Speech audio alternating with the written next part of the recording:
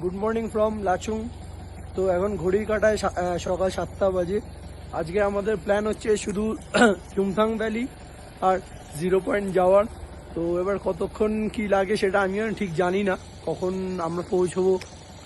আর আজকে আমরা গতকাল গামবুট নিইনি, আজকে আমরা গামবুট নিয়ে নিচ্ছি, কেন কি আজকে হচ্ছে নর্থ সিকিমের লাস্ট বড় ঘাটা। তো আজকে ফুল মস্তি করা হবে। তো আজ ওই সময় গামবুট ভাড়া করা হচ্ছে। আর কালকে আমরা ওখান থেকে লাচেন থেকে সন্ধ্যে 6টার সময় লাঞ্চ করে ওখান থেকে বেরোনো হয়েছিল 6টা 10-15-তে।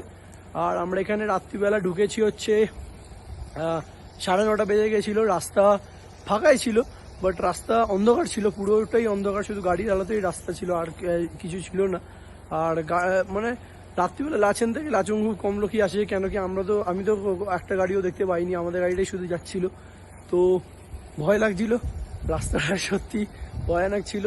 আর সবাই চুপচাপ করেছিল, আমি আর জিজু একটু হাসছিলাম বলে একটু বকাও খেয়ে গেছিলাম।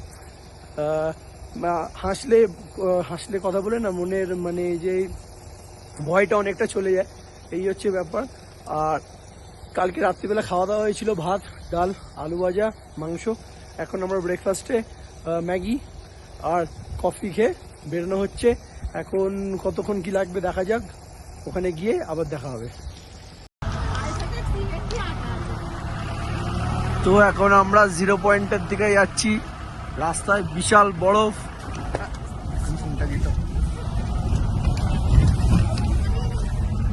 গাড়ি ভেতরে দুলছে। আর দিদির দিকে এটা কি পৌঁছে গেল নাকি? লোক পাহাড়ের অনেক চূড়ায় উঠে পড়েছে। হ্যাঁ, অনেকজন উঠেছে।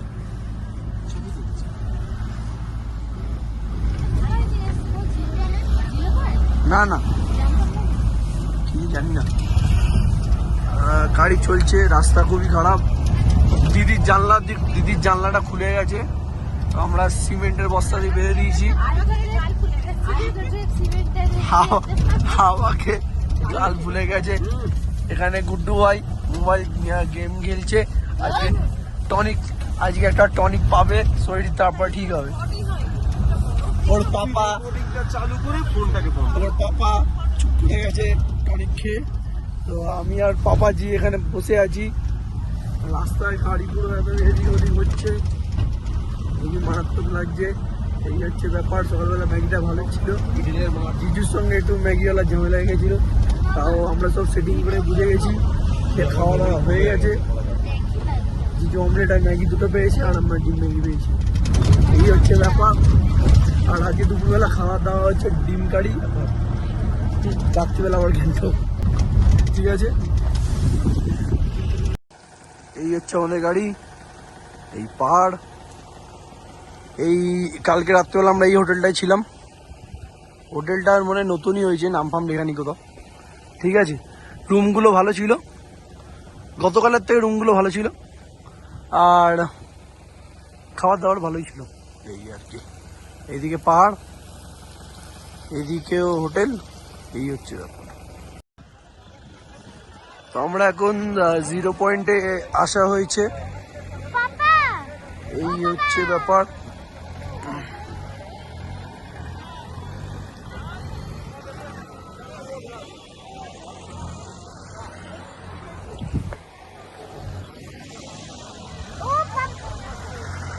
এখানে 0 পয়েন্টে আসা হয়েছে, দাঁড়ান, এখানে 0 পয়েন্টে আসা হয়েছে। তো এখানে সেরকম বরফ নিয়ে খেলার মতো কিছু জায়গা নেই। কালকে কালাপাত্তারা অনেক বেশি বরফ পাওয়া কিছুটা এনজয় করার মতো ছিল। এখানে বরফগুলো সবাই পাড়ি নোংরা করে দিচ্ছে, আর খেলার মতো তো বরফ এখানে নেই। আর আছে, অনেকটা দূর যেতে হবে। আর গাড়ি বেশি ওপরে উঠছে না, বলছে যে আপনার